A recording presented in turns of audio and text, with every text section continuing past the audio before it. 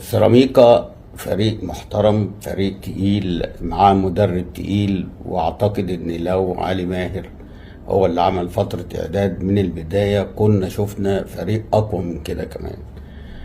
نادي الزمالك كتر خير اللعيبة مش قادرة. فرقة الراجل استهلكهم قبل ما يمشي اللي اسمه بسيرو ده، لان الاعمار كبيره في السن، وهو الظاهر كان بيدي بدني جرعه تدريبيه بدنيه كانت بتبقى عاليه جدا، عشان كده اللعيبه مش قادره تشيل رجلها في الملعب.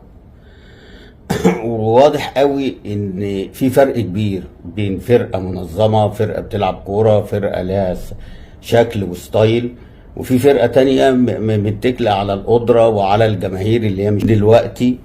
لازم يفور نص الفرقه دي، لازم يفور ويعمل غربله، وما فيهاش عاطفه بقى، ولا فيها مجاملات، ولا فيها اصل ما اعرفش ايه.